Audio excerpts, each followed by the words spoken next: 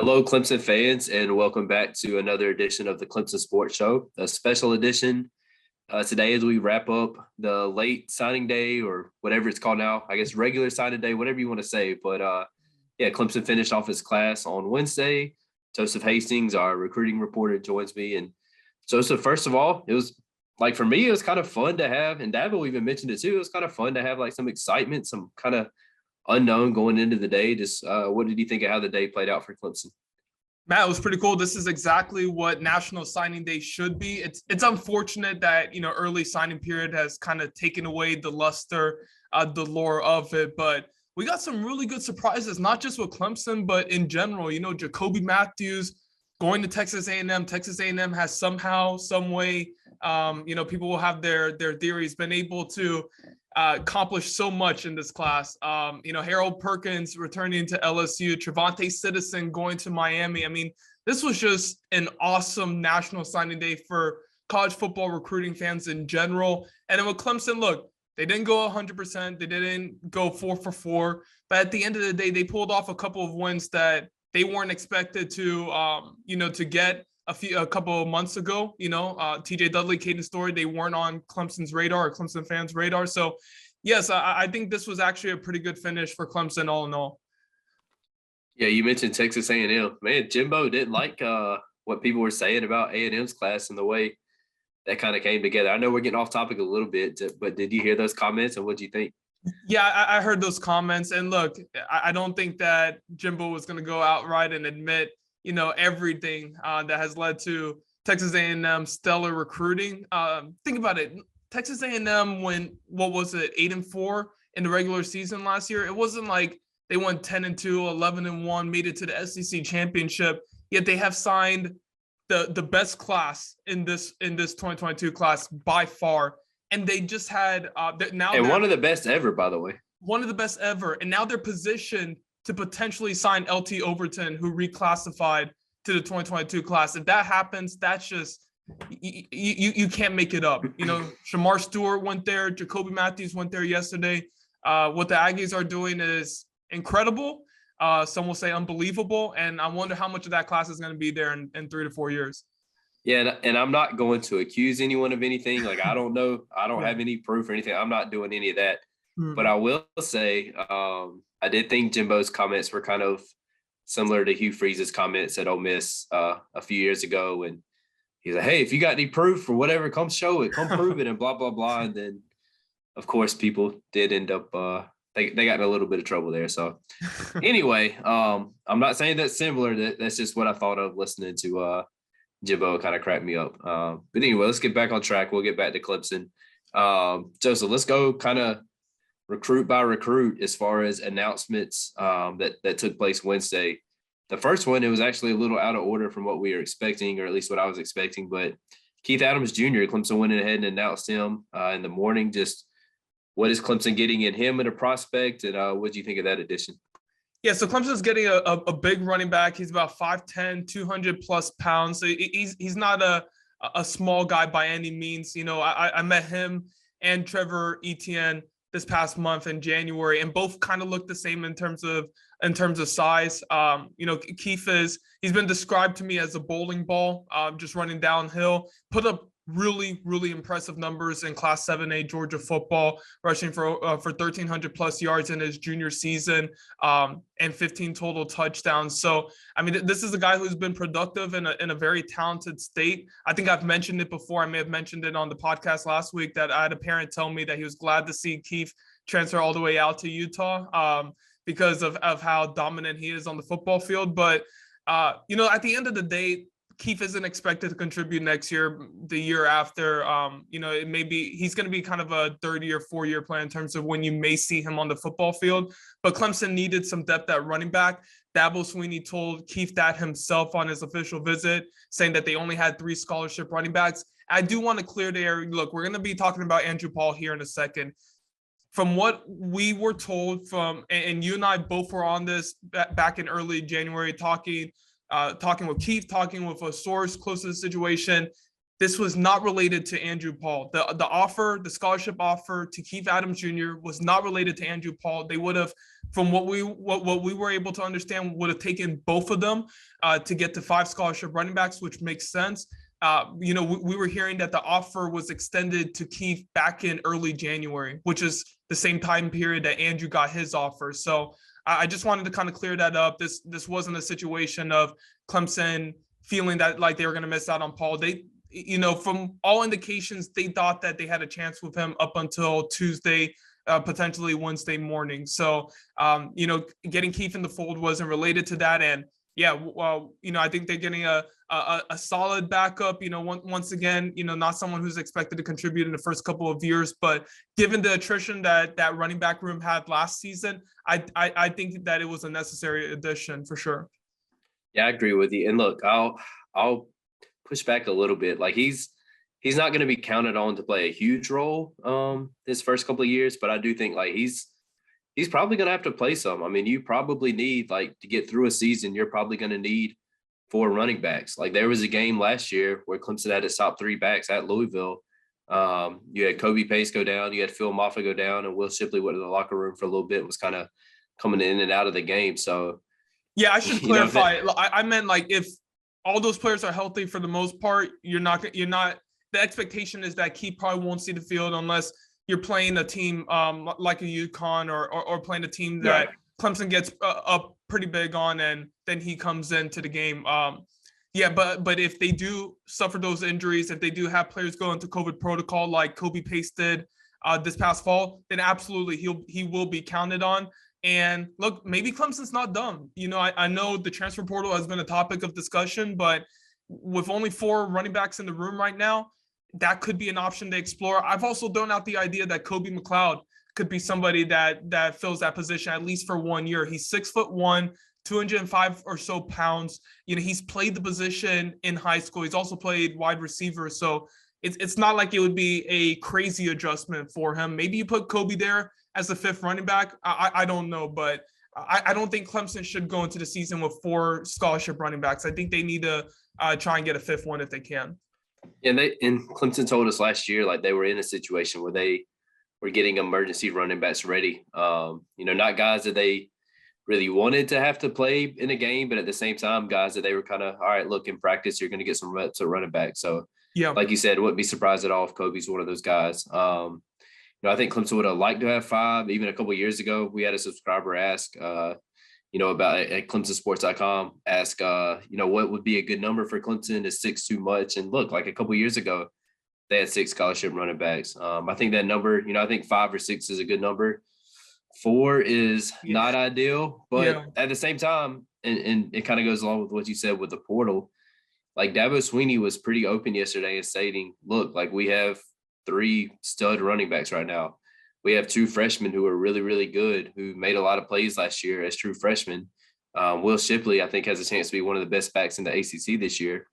And they also have a stud freshman in Kobe Pace, who went out and made a ton of plays last year. I mean, both of those guys late in the year were getting a lot of opportunities, Shipley and Pace, and both of them were making plays. So, are you going to be able to go get a running back and say, hey, you're going to be 3rd or 4th string if you transfer in here from the transfer portal? I don't know. You would have to find a situation where someone left after 1 year and is maybe fine waiting a year or 2 in order to get their opportunity, because Clemson could try and sell them on, hey, if Kobe Pace has a really good season, maybe he goes and enters the NFL draft, and then after that, it's you, Phil Maffa, Will Shipley. Those guys potentially could be out after 2 more years. So you could possibly get that shot later on. You would have to kind of sell it like that, because like you said, whoever comes in, if it's a transfer portal addition, will not crack that top 3. It's going to be Phil Maffa, Will Shipley, Kobe Pace, and, they would have to be fine at best being 4th string. So yeah, it's an interesting dilemma that Clemson's in with running back right now. Yeah, for sure. And look, like most people that are going into the portal, they're going into the portal because they want to play in most circumstances. They're maybe 3rd or 4th string on their team right now. Well, do you want to go transfer and go start over, and now you're 3rd or 4th string again? I don't know. So, yeah, it may be a situation where, you have Keith Adams coming in. He's going to be your fourth guy. Hopefully you say, I mean, after a crazy injury season last year, hopefully you stay relatively healthy. Only need those 3 or 4 guys and you'll be okay. But yes, it's going to be interesting for sure. Yeah, no, it's not the ideal situation. I mean, I think, Dabo even mentioned it yesterday. This isn't the perfect situation by any stretch, but it's kind of where we are right now with college football. Let's move on now to, I think Caden Story was next up. Is that right? Yes, he was. All right. So Caden Story, you were there. A huge pickup for Clemson. I don't think we can say enough just about how big of a get this was to beat out Florida, to beat out Auburn, to get a guy at a position of need. And I say position of need in that Clemson needed a defensive lineman in this class who, is a priority, who was a 4-star guy or so, a 5-star guy. They needed a really good defensive lineman in this class, not necessarily for next year, but just to kind of keep building that depth and get someone in the program, learning the system, getting the weight room, all that kind of stuff. So I'll hush now and let you tell us about Caden Story and just what Clemson's getting with him. Yeah, so I spent a few days in Alabama this week, and I got to see Caden on Monday following his official visit to Florida. And by all indications, Florida made a very, very strong impression on Caden and his family. They really enjoyed it. There's actually someone from Clemson, and I forgot her name, I apologize, who they were telling me about. She moved over to Florida and is helping to create this program called Gator Made, which is similar to the Pod Journey at Clemson. So, they were telling me about that and how that stood out to them. They were telling me about the academics.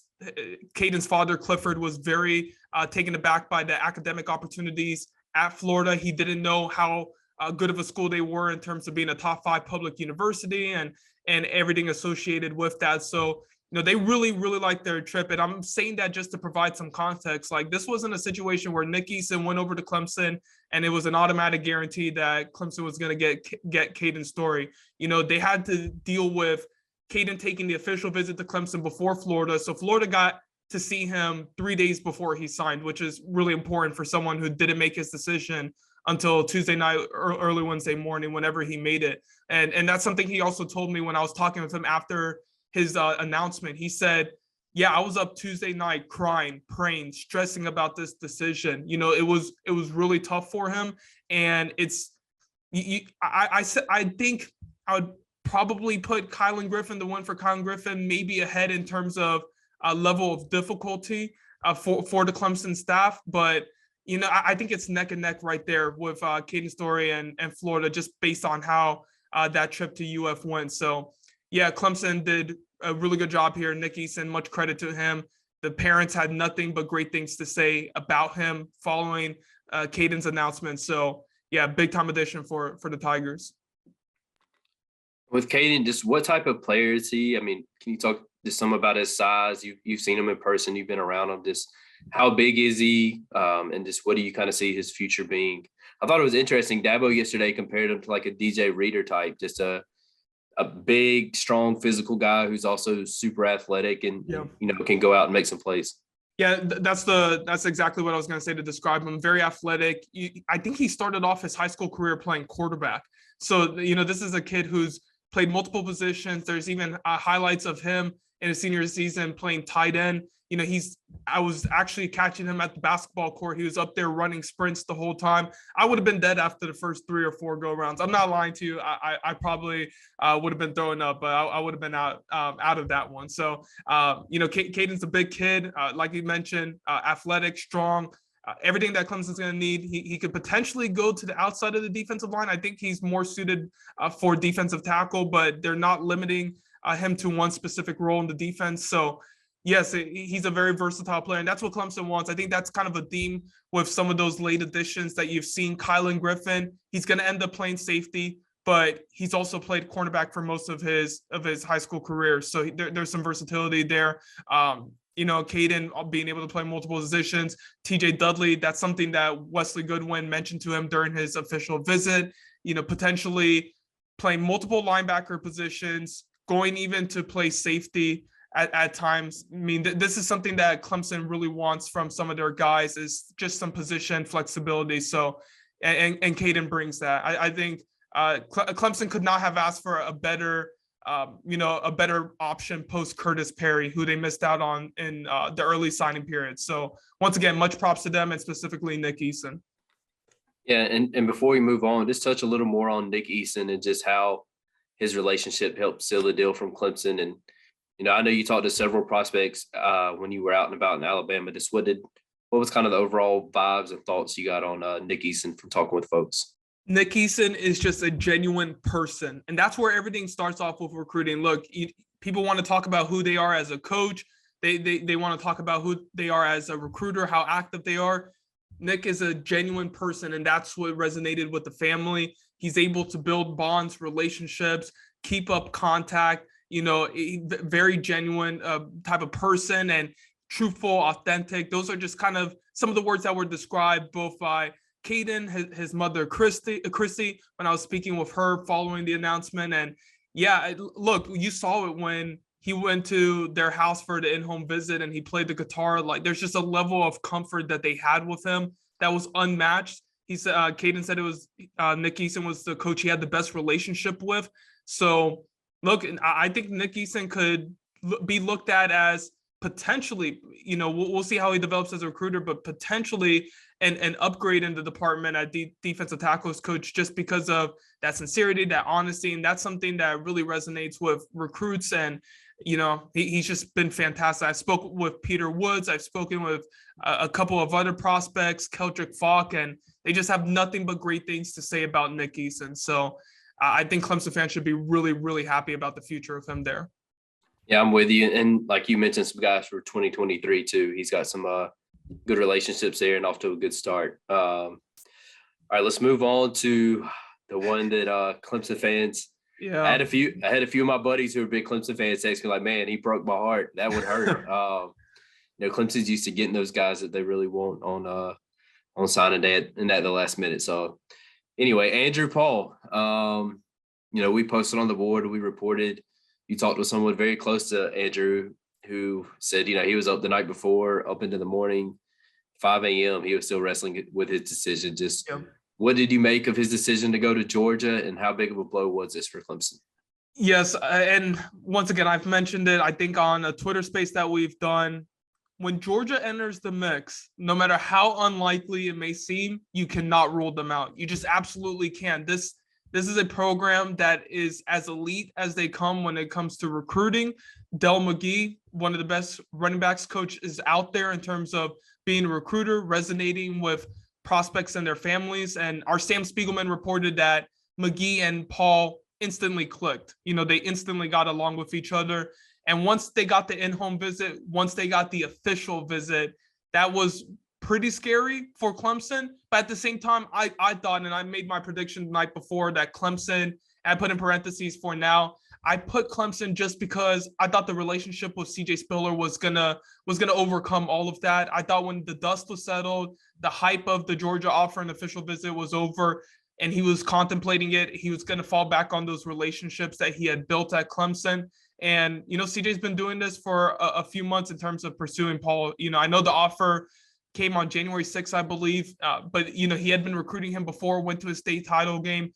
They had built a good relationship, but it's a tough loss for Spiller. I know he wanted that one, just because, it would have been his first big win as running backs coach at Clemson, would have beaten Georgia, and he got his hands full next cycle, the 2023 class with Justice Haynes trying to beat out Georgia for him. And Georgia's even involved with Richard Young, who I think is heading to Ohio State or Alabama, but still, you want to get that win. It would have been a great victory for them, but I'll fall back on Georgia doing this. I covered Florida for 3 years. I covered Florida recruiting. I saw Georgia break numerous Florida fans' hearts throughout my time covering them. They just find a way to do this, and it's unfortunate. I don't think you can ever say that Andrew Paul may not end up a Clemson Tiger just because of the transfer portal. Recruiting never stops in this day and age. But yeah, just a tough loss on National Signing Day.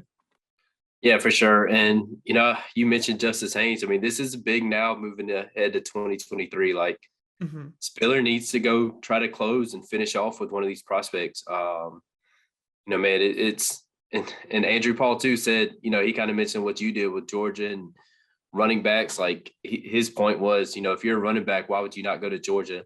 And they have a lot of history there. I was kind of the same with you. They have a lot of history there. I know that they had some momentum coming off the official visit, but I also thought just with the way they came in so late, I thought Clemson had better relationships, and ultimately Andrew Paul would end up coming back to Clemson. But he ended up saying, hey, I'm a running back. Georgia has as good a running backs as anyone ever. I'm going to go to Georgia and go be the next great back there. So we'll see. His dad looked a little surprised too, right? Yeah, I've heard that, and I know you. I know you're going to try to catch up with his dad at some point, possibly, and kind of see, I guess, how everything unfolded. But yeah, we'll see if you're able to get that interview. But yeah, I think some people were surprised. I'm interested to hear too if we are able to, just how close it was. We kind of talked to him about it. Our Georgia reporter was there, kind of talked to him a little bit, but just how much he wrestled with it. Was it truly hour before, even 30 minutes before, was he truly still wrestling? I know some people were speculating like he had the jacket zipped up and he never even unzipped his jacket or anything, and people thought maybe he had a shirt under there that was for one school and whatever. You get all kinds of conspiracy theories in recruiting, which is what makes this so fun. But yeah, just ultimately a tough loss for Clemson. And Dabo kind of touched on it too without mentioning by name. He just said, hey, we've got 3 really good backs here, and it's hard to get someone to come in and want to compete with those guys. Andrew, to his credit, said he's not worried about top competition, and he's not worried about it at Georgia either. But Clemson has some established guys at running back right now, and it's going to make it hard probably to recruit even next year as well. Yeah, I think it is. I think with Justice Haynes, though, they have that kind of in there with him because he is good friends with Will Shipley and specifically Phil Maffa, that Georgia connection there. They are good friends, and I think he would be fine potentially waiting a year out in order to get that opportunity. Look, I know some people said, we had one person post on our board, on our Tigers Den message board at ClemsonSports.com, that you can't expect CJ to win out for Justice Haynes, a Georgia legacy in Georgia, just in his second year as running backs coach at Clemson. I get that. I perfectly understand. What I'm saying, though, is if he is able to do it, it establishes some momentum that would be carried on to 2024, 2025 and beyond. It would really, set the standard for what you can expect from CJ and how running backs view him, because you heard Will Shipley talk about him last year and how he helped him develop as a running back. And then if you get a Justice Haynes to go there and CJ is cited as one of the main reasons, that has an avalanche effect there. So yes, I don't expect him to. It would be hard to expect anyone to do it just because of the UGA connection, his father having played there, being a running back. That's like we mentioned with Andrew Paul, like it's hard to turn down a school that's produced Nick Chubb and Sony Michel, and the list goes on and on. So it would be tough, but man, Justice Haynes would be such a big time addition for Clemson. I talked with his coach, and Christian McCaffrey was the player brought up when discussing him. He is that great of a running back. I've seen him twice live. He was the best running back in each setting I saw him at. Can run, can catch the football. Just an absolute big time need for Clemson in 2023. But we'll see what they end up doing. They may need to take 2 backs in 2023. I actually think it's a guarantee that they're going to do so. You make a great point in that. I think it's almost like a statement if CJ's able to go in and say, hey, look, like I know for years y'all have been able to kind of get who you want at running back, and especially out of Georgia. But look, I'm a recruiter. I'm a very good recruiter. I can build these relationships too. And I just came into your backyard and got one of your guys. So if they're able to pull it off, I think it kind of puts everyone else on notice and kind of says, hey, I'm here. I'm going to get after it. I'm going to get after it on the trail, and I can win these big boy battles too. So definitely something to watch out for. I wouldn't rule it out. I wouldn't rule it out either. I talked with Justice on Sunday, and he told me that Dabo Swinney gave the greatest speech he has ever heard from a coach. He was just so impressed with it, the way he was able to put everything into perspective and his own personal journey. And what also resonates with Justice is faith. The faith that Clemson, that Dabo Swinney has and that the program has. And he goes to Blessed Trinity Catholic. He feels like the culture there is very similar, and the faith there carries over at Clemson. He gets very similar vibes between the two schools. So I know some people will brush it off and say it's not going to happen. I don't think it's going to happen, but I wouldn't 100% rule it out. I do think Clemson's a top 3 school here and could be a force to be reckoned with, and potentially challenge Georgia. And just from conversations I've had with you, from quotes I read from him, like it does seem like he wants to give Clemson a real opportunity here. He wants to hear them out. He wants to give them a shot. So I'm with you. I think Clemson's very much in the mix. Anything else we should touch on with Andrew Pollard running backs before we move on to TJ Dudley? I don't think so. Look, it's a tough loss. Absolutely. Clemson thought at one time they were going to be able to land him. I thought heading into the official visit that they were the leader and could potentially land him after the official. But look, Georgia's coming off a national championship. You made the comparison to Travis Etienne. Clemson did that with in Etienne's recruitment coming off a national championship, offering him late and getting him on board. Sometimes you're able to do it, and then you get bit in the butt when someone else does that exact same thing a few years later. So yeah, and in Spiller's case, like I don't think he did anything wrong. I don't think Clemson did anything wrong. Yeah, I just think that, like you said, Georgia coming off a national title, that running back history, it sounds like that's an offer that Paul really wanted. And then he went on his official visit and it kind of lived up to what he was hoping for and what he was thinking. So, All right, anyway, let's get to some positive news. TJ Dudley, I just watching his film, man, I really like him as a player. I think this was a very nice pickup. I think he's got size, speed, come up and hit you. Just what are your thoughts on Dudley as a player? Yeah, so I completely agree with you. TJ's got speed. He's got athleticism. His coach jokingly told me that he's the guy who's going to be doing backflips and wants to play everywhere on the football field. And his coach, Kirk Johnson, told me that the biggest issue for him is finding where he wants to play at, because he can make an impact kind of anywhere on the football field. He can kind of come off the edge if he needs to because of his speed. He can play at linebacker, inside, outside, has even played safety for his team. So it's really just about finding that right fit for him. But the way that he made it seem to me during our conversation, not only this week, but last week as well, is that Wes Goodwin is leaving it open for him to play anywhere on the field. They want to take advantage of his versatility, the speed that he has there. He's going to be able to contribute anywhere, potentially on special teams as well. He brought that up to me as a way to potentially get on the football field. So yeah, I think that Jaron Kanak was a tough loss for Clemson, with how much he brings to the table, that size, the way he moves, how he's able to carry himself at that weight. He's coming into college already built like a college football player. I think TJ Dudley maybe have to put on 5 to 10 more pounds. Kanak was definitely a tough loss, but you get Kobe Mcleod, you get TJ Dudley. And I think that's probably the best case scenario for Clemson. You really don't get blue chip prospects this late in the process that you can go after not pursuing them. But Clemson was able to do it twice with Caden Story and TJ Dudley. And that's, a testament to the staff. And as you mentioned before, you told me, and I haven't been covering the Clemson beat for a long time, but Clemson feels that, at least in the past and even now, that if they're able to get a prospect on campus, they're going to be able to land them. They're going to be able to make a strong enough impression on them and their families, and that's what they were able to do. So, yeah, much kudos to them for landing all 3 of their Alabama targets. I guess you can say, all 4 of them, counting in Cole Turner, but landing all of them in this post-early signing period time span. Yeah, and you mentioned Wes Goodwin a little bit with TJ Dudley. Just how much credit do you give to him? I mean, talking to folks about Wes Goodwin, I guess right before he was officially named, and kind of get some thoughts on him. The thing I got was, hey, he's a brilliant defensive mind. He's super smart.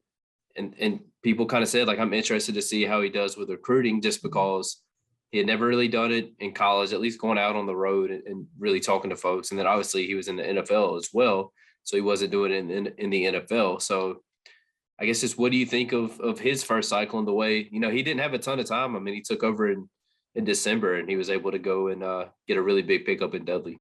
What really stood out to me the most was that Wes was contacting him. Coach Goodwin was contacting him every single day or almost every other day.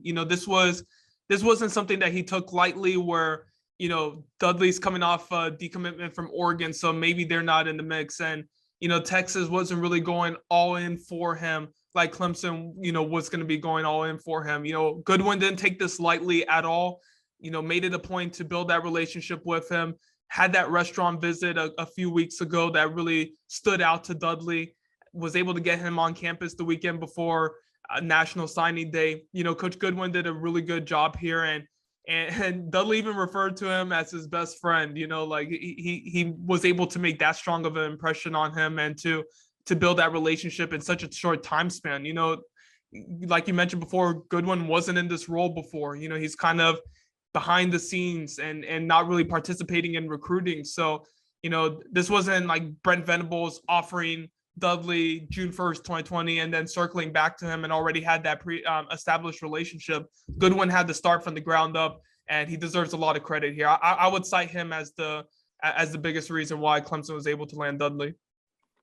That's awesome. All right. So Joseph, before we wrap up here, let's go into and Dudley's teammate Colin Griffin's probably going to be mentioned here, but let's go into, I guess, biggest needs that Clemson added, and I guess most important maybe prospects that they added here in the late signing day in February. Yeah, so in the late signing period, it's kind of tough to think of anyone who's going to be able to come in and contribute immediately, like a Jaden Lucas or like a Toriano Pride or even Antonio Williams and Adam Randall. I don't get that sense, but maybe Kylan is able to come in at that safety spot, and he has that positional flexibility, playing corner for most of his high school career, transitioning to safety now. He could potentially get on the field since he's so used to that cornerback spot. We'll see if a Caden Story. What if Tyler Davis has an injury like he did last season? We're obviously hoping the best of health for him, but Clemson did suffer a lot of injuries in 2021. Brian Bresee, how does he come back from his ACL injury? So Caden Story could potentially come in and help out as well. Those are probably the two that I would cite. And look, we have to throw it out there. Maybe Keith Adams Jr. comes in and Clemson suffers two injuries to two running backs. It's happened before in that 2021 season where they had guys dealing with ailments at the same time, and he would be the second running back that they need to rely on. So I wouldn't rule out Keith just yet. We know that Shaheen Lawson's not going to be playing this upcoming season. He even said that to you, that he needs to put on weight, weight. And look, I thought that was pretty mature of him to say, hey, like my goal coming in, I need to gain like 30 pounds, 20 to 30 pounds. And, I'm not even thinking about year one. I'm thinking about year two. And, and I don't think I've reported this yet, but I know from talking to him, he said that Shaq got him a trainer, got him like a fitness guy that's going to help him add a weight as far as training. Also is going to start a nutrition plan for him. So he's taking this very seriously. His having an older brother who plays in the NFL and is able to kind of, from a financial standpoint, handle all that kind of stuff is huge, I think, for Jaheim. So, yeah, I think obviously not this year, but I think he's another guy down the line. And not to like step on your toes, but just to kind of build off of the conversation you had, like some guys, I agree with you, first of all. I think, if I had to pick three guys, I think I would do Caden as far as biggest gets for this part of the class. I think I would do Caden Story. Not for this year necessarily, but I just think Clemson really needed a defensive lineman in this class and a good one. And I think he's, about as good as you could have hoped to have gotten at this point. I would go Colin Griffin. I think Clemson needs some help in the secondary right now. Again, not a guy you're probably going to count on right away. But I think he's a really good player who's versatile and can come in and play some different spots and help out. And then Keith Adams. And I know people may say, why would you pick him? He didn't have a lot of offers. He didn't have a lot of interest, et cetera, et cetera. But look, Clemson, and we touched on this earlier, Clemson needs bodies at running backs. They need, someone to be able to come in there and know what to do, run the right way, run the right route, whatever it may be, go find the hole. And I think he's going to be able to do that. He's not necessarily a burner. He's not a speed guy. He's not a track guy, anything like that. But I think he's just a solid guy that, hey, if you get in a pickle, if you have some guys go down with an injury, if it's late in the game and you don't want to risk an injury, you can put him in there and he can get the job done and be a serviceable back. So that's really all you need at this point if you're Clemson, when you have the guys they have in front of him at running back. I think those would probably be my top three, just as far as needs that were met for this class, for this portion of this class. Yeah, and look, as we mentioned before, Clemson would have wanted those 4 commitments that they lost. You know, Jihad Campbell, Keon Sapp, Dalen Everett, Jaron Kanak. They wanted those guys in this class, and I think people's perception of the class would be a little bit different had they landed them, and then had they landed a Caden Story and a Colin Griffin on top of that. I think a lot of people would be thinking about this class differently. But I really like the finish. I really like the way that Clemson was able to respond to that adversity of Brent Venables leaving 10 days before early signing period. It's a testament to the culture that's established at Clemson and how they're able to get kids on campus and get them to buy in. You know, it's not the splashy national signing day it would have been as if Andrew Paul had committed, but I mean, this is not something for Clemson fans to get upset about, in my opinion. I think they were able to address some needs, and now you need to turn the page to 2023. You're not going to be losing a Brent Venables again, a recruiter of that caliber. You're not going to be, even though they didn't lose any commitments, losing a Tony Elliott again. You're going to have your coordinators in place for the most part, and most of your coaching staff, you would think. So, yeah, we'll see how they respond in 2023. And we're going to get back on the podcast on Sunday or Monday and talk about my trip to Alabama. A lot of good early returns there in terms of the 2023 class and Clemson's targets. I think Clemson's setting themselves up to bounce back really well next class. And the last thing I'll say, and then we can wrap up, is, you know, I know it was kind of disappointing. I know there were some decommitments. I know Clemson missed out on Andrew Paul. They didn't get all the guys they wanted, et cetera, et cetera. Clemson still finished 13th in our consensus recruiting rankings. I mean, they were top 15 pretty much everywhere. Like, yeah, it wasn't a great class. It wasn't, you know, a top 5, top 3 class like they've had in the past. But that's still a really good class. You got arguably the best quarterback in the country in Cade Klubnik. You added some other nice pieces. Two of the top receivers. I mean, 2 of the top receivers, and Adam Randall and Antonio Williams. Like, it's still a really, really good class. So, you know, props to the staff. Despite all the staff turnover, despite everything else, to be able to get a top 15 class, you know, I think it's still a pretty good job there by Clemson and the staff. Well, once again, the standards at Clemson are just different compared to everyone else. You know, there's a lot of teams that would be very satisfied with a top 15 class. Clemson is not. There's a lot of teams that would be very satisfied with a 10-3 season and a win in the bowl game. Clemson is not. The standards are different. And I'm just based on everything that I'm hearing, I really think they're going to respond well in 2023. I think it could be a top 5 class just based on everything I've been hearing so far. Yeah, and the last thing, and then we can wrap up. I thought it was really interesting. Dabo said, and I'm actually going to write about this later in the week, or maybe over the weekend. Dabo said, 2023, we feel really, really good about where we are. Mm-hmm. We've gotten out early. We've established relationships. We have communication. We have those connections there. And we feel really, really good about our 2023 class. Yeah. And when he first said it, I kind of just, you know, didn't think much of it. And it was just part of his opening statement. But for him to come out and say that, and say it a year now before signing day, you know, that's something I pay attention to. I mean, he wouldn't just say that unless he really felt it. And so, yeah, I'm with you. I think this 2023 class has a chance to be a special one. I think so too. And we're going to talk all about that on Sunday or Monday in that next podcast, Turning the Page Over. Thank you all for listening. Subscribe to our YouTube page. We're really trying to build that up and keep these podcasts going. Also, follow us on Apple Podcasts and Spotify as well. We're actually going to be hopping on a Twitter space now, and we're going to be doing one, you know, later on in the week, and you know, potentially weekly or a couple times a month. So stay tuned, subscribe, follow, check us out on ClemsonSports.com, and thank you all for the support.